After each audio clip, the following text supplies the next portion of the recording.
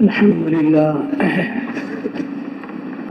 لله نحمده ونستعينه ونستغفره ونؤمن به ونتوكل عليه ونعوذ بالله من شرور أنفسنا ومن سيئات أعمالنا من يهده الله فلا مضل له ومن يضلله فلا هادي له ونشهد أن لا إله إلا الله وحده لا شريك له ونشهد أن سيدنا ونبينا ومولانا محمدا عبده ورسوله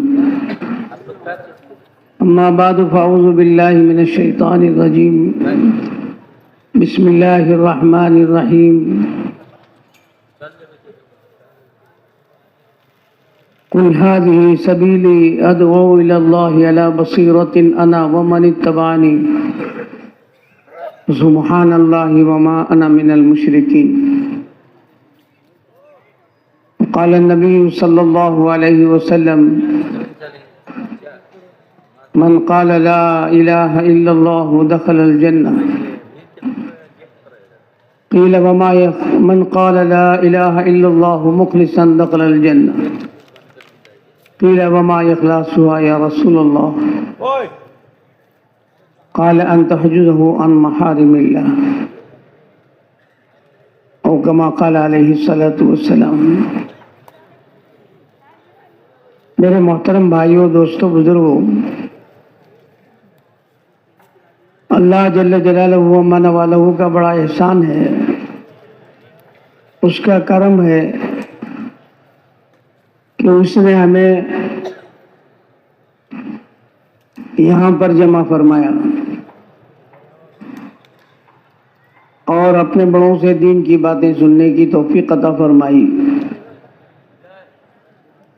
اور اس کا مقصد یہ ہے کہ ہم سب اللہ کے راستے کی حرکت کریں، اس لیے کہ دعوت میں نقل و حرکت اصل ہے. جتنا اللہ کے راستے میں ہم چلیں گے، اپنی ضرورت سمجھ کر چلیں گے، اللہ رب العزت ہمیں اس راستے کی عظمت ہمارے دلوں میں ڈالیں گے اور ایمان کی مایا سے اللہ تعالی ہمیں نوازیں گے. اس لیے کہ اللہ رب العزت اصل داعی ہیں اور ہمیں دعوت دیتے ہیں، یا ایھا الذین آمنوا آمنوا، اے ایمان والو ایمان لاؤ.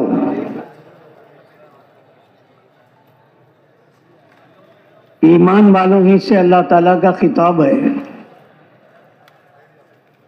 اے ایمان والو آمنو، ایمان لے آؤ، یعنی اپنے ایمان موجود کو ایمان مطلوب تک پہنچاؤ. اللہ رب العزت جو ایمان چاہتے ہیں، اور جتنا ہم دعوت دیں گے ایمان کی، ایمان بنے گا. اعمال کی دعوت دیں گے، اعمال بنیں گے. نماز کی دعوت دیں گے، نماز بنے گی. اخلاق کی دعوت دیں گے، اخلاق بنیں گے. علم کی دعوت دیں گے، علم بنے گا.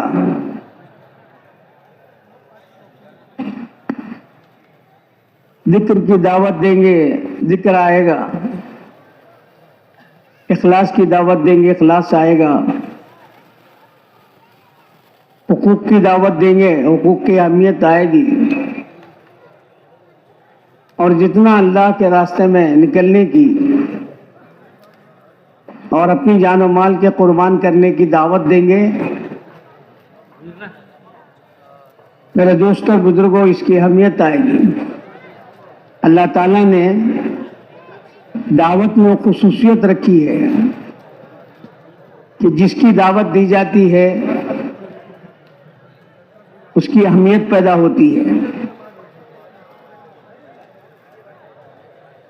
دعوت کے بغیر میرے دوستوں اور بزرگوں یہ چیزیں ہماری زندگی میں نہیں آئیں گی۔ حضور علیہ الصلوۃ نے جو آپ کا حج تھا وہی آخری حج، وہی آپ کا حج، اور بہت ساری باتیں آپ نے فرمائی اور حضرات صحابہ کرام کو رضی اللہ تعالیٰ عنہم اجمعین ارشاد فرمایا کہ ان باتوں کو دوسروں تک پہنچاؤ۔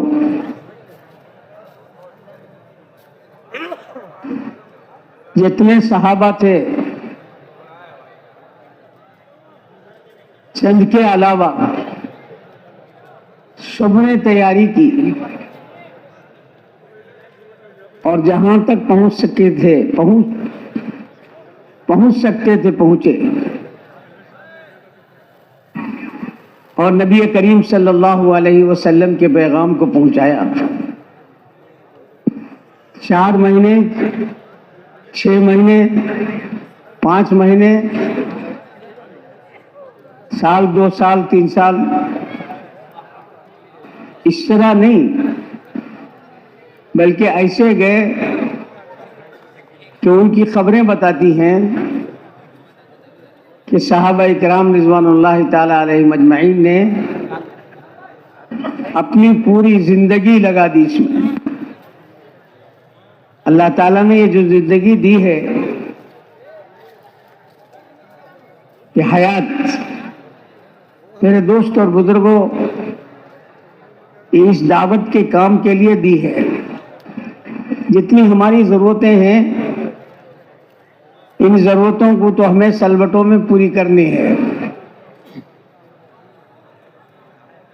اللہ رب العزت نے ہمارے ساتھ یہ ضرورتیں لگا کر اللہ نے ہمارا امتحان لیا ہے، اور دنیا کو اس طرح اللہ نے پھیلا کر اللہ تعالیٰ نے ہمارا امتحان لیا ہے۔ اِنَّا جَعَلْنَا مَا لِلْأَرْضِ زِينَةً لَهَا لِنَبْلُوَهُمْ أَيُّهُمْ أَحْسَنُ عَمَلًا۔ یہ ساری چیزیں اللہ نے جو پھیلائی ہیں کہ اللہ تعالیٰ ہمارا امتحان لیتے ہیں۔ ان چیزوں سے ہمارے مسائل کا حل ہے یا پھر ان چیزوں میں رہتے ہوئے اللہ کے حکم کو پورا کرنا، رسول کریم صلی اللہ علیہ وسلم کے طریقے کو پورا کرنا، اللہ نے اس میں ہماری کامیابی رکھی ہے۔ میرے محترم بھائیوں اور دوستوں، حضور علیہ السلام نے ارشاد فرمایا، الدنیا حلوۃ وخضرۃ واللہ مستخلفکم فیہا۔ دنیا دیکھنے میں ہری بھری ہے اور اس کا مٹھاس ہے، میٹھی ہے، لیکن اللہ تعالیٰ تمہارے پہلوں کا تمہیں جانشین بنا کر تمہارا امتحان لینا چاہتے ہیں۔ پہلوں نے جب ان اسباب پر، جب اس دنیا کے ہرے بھرے پن پر اور اس کی مٹھاس پر جب انہوں نے سب کچھ دے دیا تو پھر ان کا حال کیا بنا؟ تو اللہ تعالیٰ فرماتے ہیں فَاتَّقُوا الدُّنْيَا وَاتَّقُوا النِّسَاءَ۔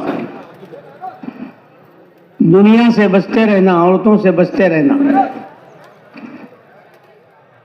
میرے محترم بھائیوں اور دوستوں، اللہ رب العزت نے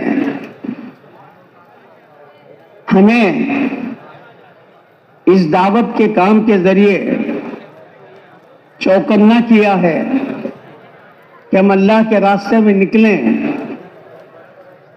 اور دوسروں کو دعوت دیں کرنے والی ذات ایک اکیلی اللہ کی ہے، پالنے والے وہ ہیں، نہ صرف بولنا ہے بلکہ دوسروں کو دعوت دینی ہے، اور راتوں میں خصوصاً اللہ سے مانگنا ہے،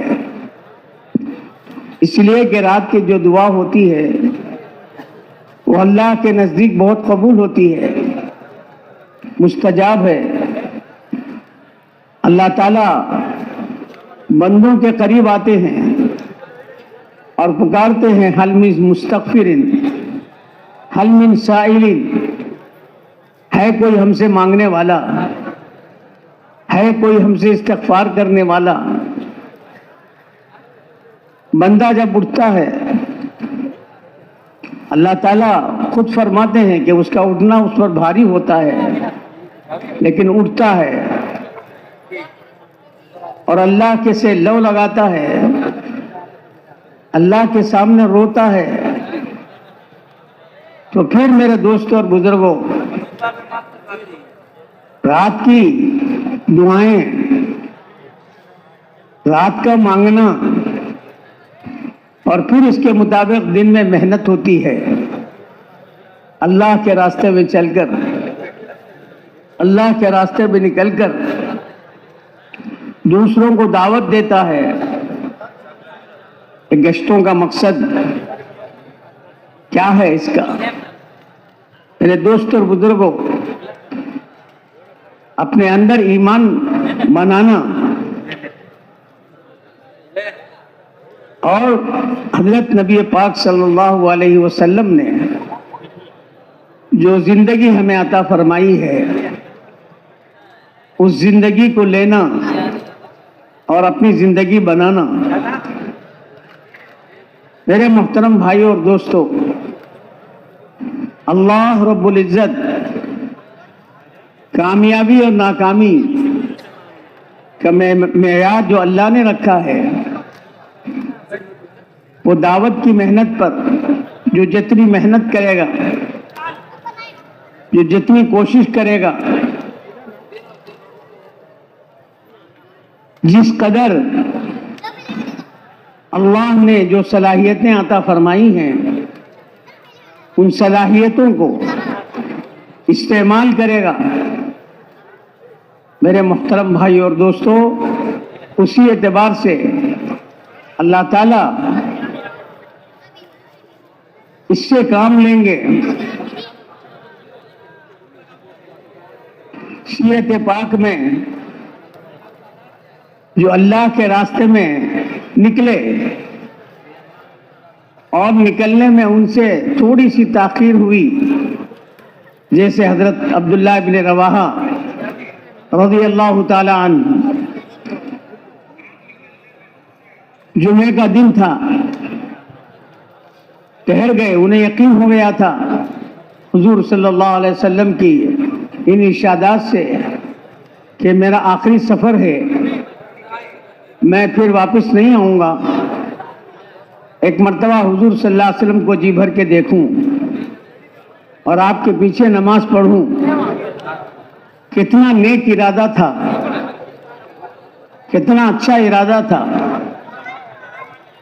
جب ٹھہر گئے، حضور پاک صلی اللہ علیہ وسلم نے جمعے کی نماز پڑھی اور پلٹ کر ان کو دیکھا، حضرت عبداللہ بن رواحہ رضی اللہ تعالیٰ عنہ کو فرمایا، عبداللہ ہم نے تمہیں بھیجا تھا، تم نہیں گئے۔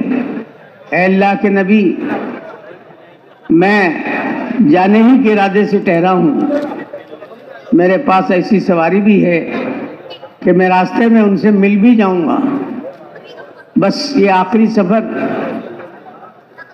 کہ آپ کو دیکھتا چلوں، آپ کے پیچھے نماز پڑھتا چلوں۔ حضور صلی اللہ علیہ وسلم نے فرمایا کہ عبداللہ، تمہارے اور ان کے درمیان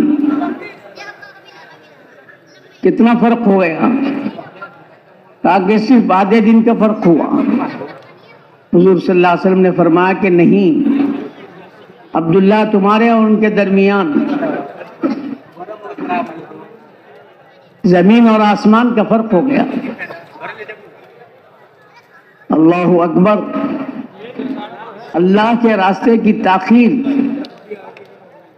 حضرات صحابہ کرام رضوان اللہ تعالی علیہم اجمعین اس تاخیر کو بہت بھاری سمجھتے تھے.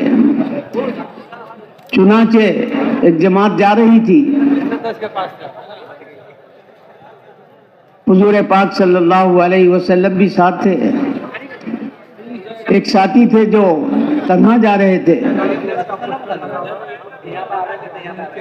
تو حضور صلی اللہ علیہ وسلم نے صحابہ کرام سے فرمایا کہ وہ کیوں الگ جا رہے ہیں، ان کو ادھر بلاؤ.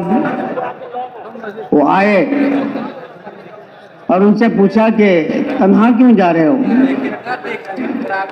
کہا کہ اللہ کے رسول، یہ جو غبار ہے یہ مجھے بھاتا نہیں ہے.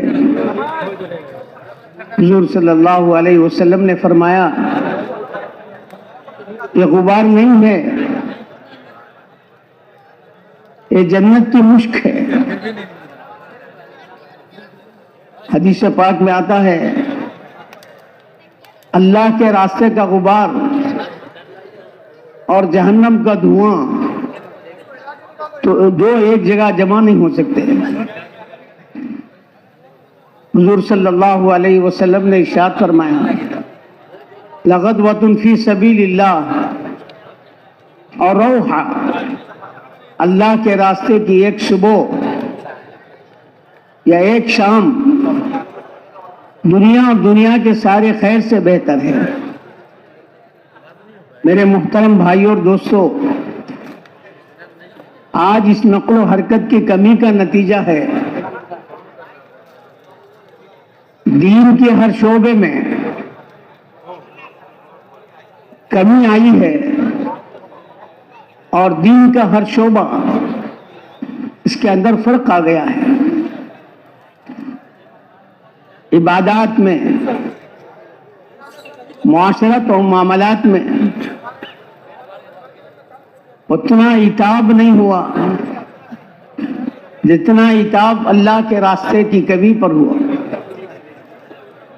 جہاں اللہ کے راستے میں تاخیر ہوئی، حضرت کعب رضی اللہ تعالیٰ عنہ، حضرت ہلال ابن امیہ رضی اللہ تعالیٰ عنہ،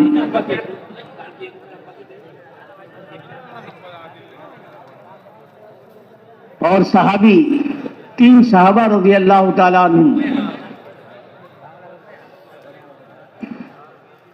حالانکہ بدری صحابی ہیں، اور پھر اس غزوے میں کوئی لڑائی بھی نہیں ہوئی. حضور صلی اللہ علیہ وسلم تشریف لے گئے صحابہ کے ساتھ اور واپس بھی آ گئے، اور یہ تینوں صحابہ رضی اللہ تعالیٰ عنہم اجمعین سچے تھے. انہوں نے آ کر عرض کیا کہ اللہ کے نبی کوئی عذر نہیں تھا، اب تب میں ہم سے تاخیر ہو گئی. حضور علیہ السلام نے اللہ کے حکم سے ان سے بات چیت بند کر دی. ان کا سلام بھی دینا گوارا نہ کیا. قرآن کہتا ہے وَضَاقَتْ عَلَيْهِمُ الْأَرْضُ بِمَا رَحُبَتْ، زمین اپنی وسعتوں کے ساتھ ان کے لیے تنگ ہو گئی تھی. چنانچہ 50 دن کے بعد ان کی توبہ نازل ہوئی، اور اس درمیان میں حضرت کعب رضی اللہ تعالیٰ عنہ کو ایک نصرانی بادشاہ نے خط لکھا کہ معلوم ہوتا ہے کہ تمہارے بڑے نے تم کو چھوڑ دیا ہے، اگر تم آ جاؤ تو ہم تم کو اپنا بڑا بنا لیں. رونے لگے، خط لانے والے کے سامنے پھاڑ دیا اور تنور میں ڈال دیا اور سوچنے لگے کہیں اس درمیان میں میرا انتقال ہو جائے، شاید حضور پاک صلی اللہ علیہ وسلم مجھ پر نماز جنازہ بھی نہ پڑھے۔ میرے دوستو، کہنے کا مطلب یہ ہے کہ اللہ کے راستے کی نقل و حرکت، اللہ کے راستے میں نہ نکلنا، اتنا اللہ کی ناراضگی کا سبب ہے کہ اللہ نے سہولتیں رکھی ہیں، نکل سکتے ہیں، نکل نہیں پاتے۔ میرے دوستوں اور بزرگوں، اللہ تعالیٰ نے ہمیں یہ کام دیا ہے اور یہ کام سارے خوبیوں کا مجموعہ ہے، سارے خیر کا مجموعہ ہے۔ اللہ تعالیٰ اس کے ذریعے سے ہر شعبے کو پانی پہنچائیں گے، جیسے بارش کے برسنے سے، بارش کے پانی سے ہر درخت میں تازگی آتی ہے، اس طرح میرے دوست اور بزرگوں، دعوت کے ذریعے ہر شعبے میں تازگی آتی ہے، بشرطے کہ ہم دعوت میں اپنے آپ کو لگائیں، اللہ کے راستے میں نکلیں، اپنے مقام پر رہ کر اپنے گھر میں اپنے گھر کو دعوت کا گھر بنائیں، کہ اپنے گھر میں 5 اعمال کے ساتھ تعلیم ہو اور مضبوط ہو، اور گھر کی اجتماعی تعلیم ہو۔ اور میرے دوست اور بزرگوں، 5 اعمال کے ساتھ ہمارا مقامی کام ہو رہا ہو، اور روزانہ کے اعتبار سے ہم باہر نکلیں، کسی نماز کے بعد 2 کی جوڑی بنا کر جیسے مشورہ ہو، اور اپنے ایمان والے بھائیوں سے ملیں اور انہیں مسجد میں لے آئیں۔ یہ مسجد کو لانا اللہ کو بہت پسند ہے۔ اللہ تعالیٰ فرماتے ہیں انما یعمر مساجد اللہ من آمن باللہ والیوم الآخر۔ مسجدوں کو آباد کرنے والے وہ ہوتے ہیں جو اللہ پر ایمان رکھتے ہیں اور آخرت کے دن پر ایمان رکھتے ہیں، یقین رکھتے ہیں۔ تو اللہ کے بندوں کو اللہ کے گھر لائے،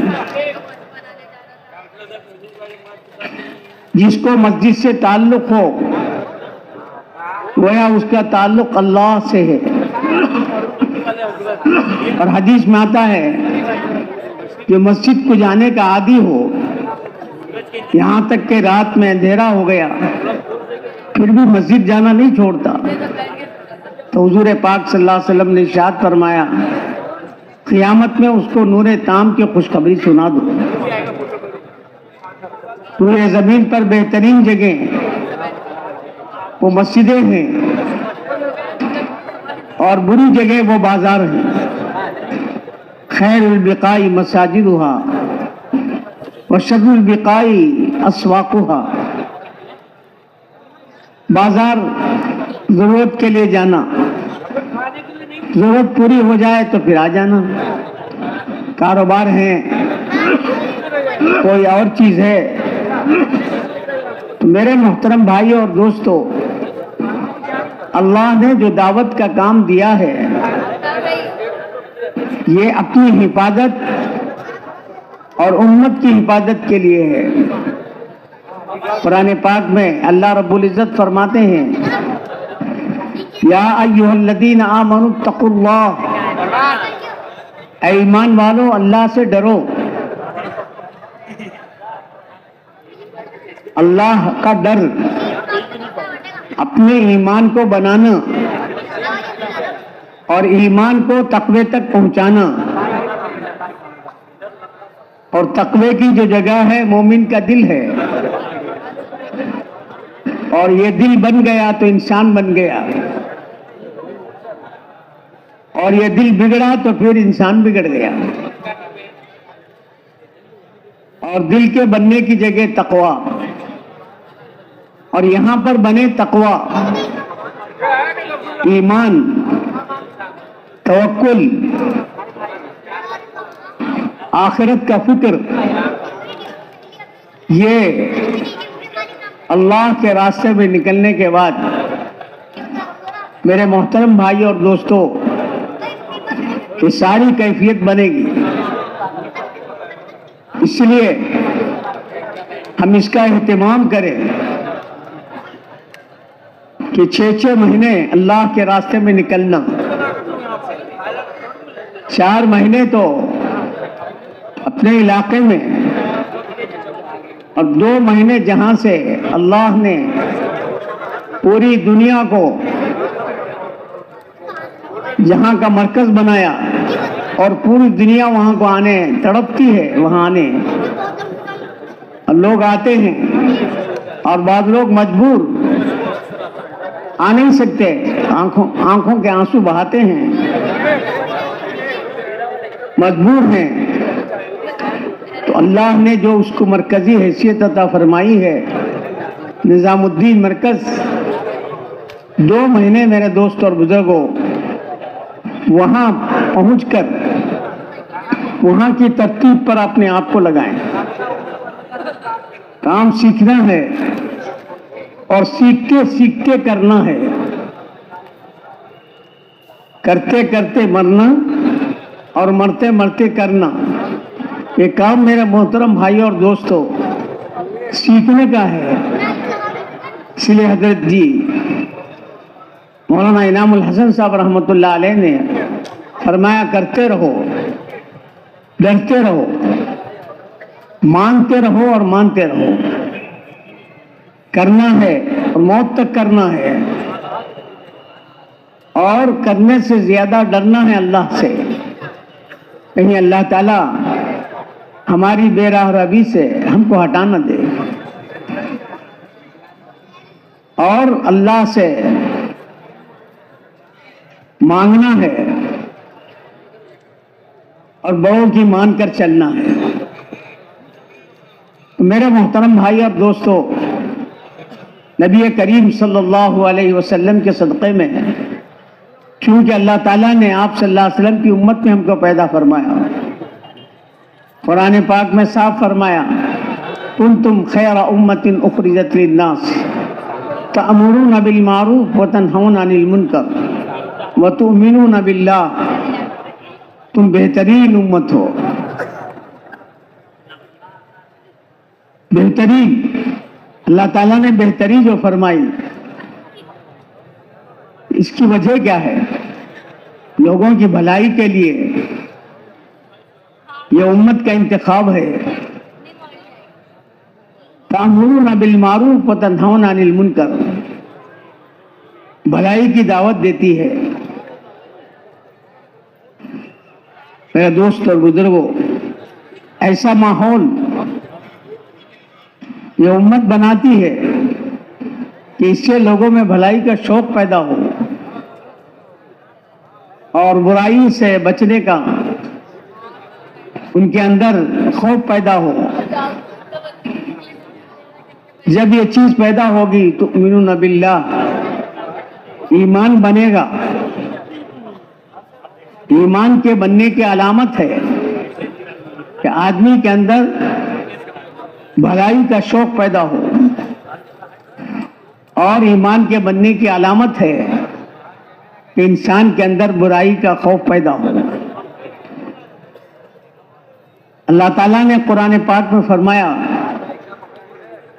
کہ اپنی پوری زندگی کو دیندارانہ زندگی بناؤ۔ یا ایھا الذین آمنوا ادخلوا فی السلم کافہ، ایمان والو اسلام میں پورے کے پورے داخل ہو جاؤ،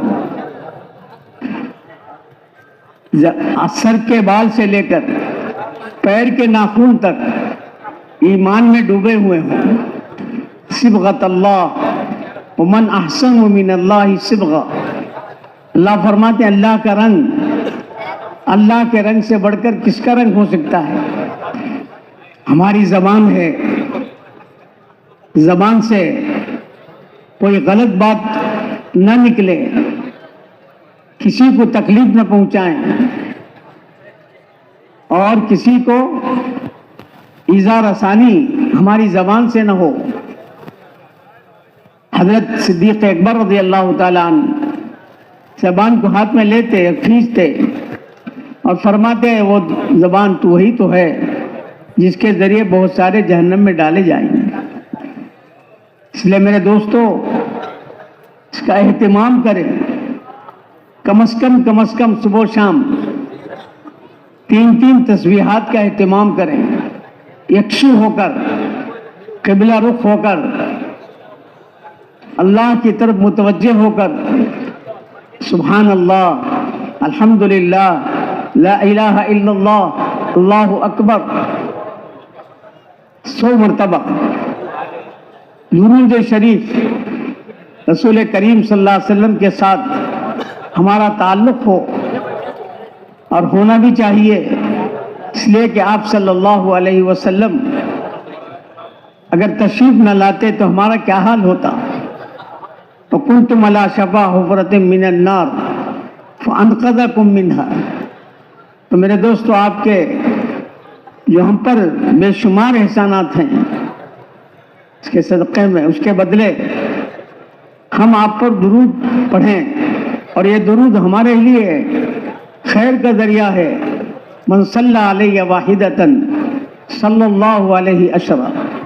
جو ایک مرتبہ درود مجھ پر بھیجے گا اس پر اللہ 10 مرتبہ رحمتیں نازل فرمائیں گے.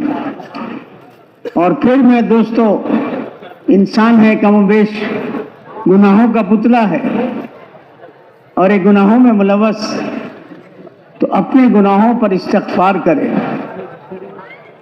اللہ تعالیٰ کو استغفار بہت پسند ہے. فَقُلْتُ اسْتَغْفِرُوا رَبَّكُمْ إِنَّهُ كَانَ غَفَّارًا. حضرت نوح علیہ السلام نے اللہ کی بارگاہ میں فرمایا میں نے کہا اپنی قوم سے استغفار کرو، اللہ بہت معاف کرنے والا ہے. یرسل السماء علیکم مدرارا. استغفار کرو گے تو اللہ رحمت کی بارش برسائے گا. وَيُمْدِدْكُمْ بِأَمْوَالٍ وَبَنِينَ وَيَجْعَلْ لَكُمْ جَنَّاتٍ وَيَجْعَلْ لَكُمْ أَنْهَارًا.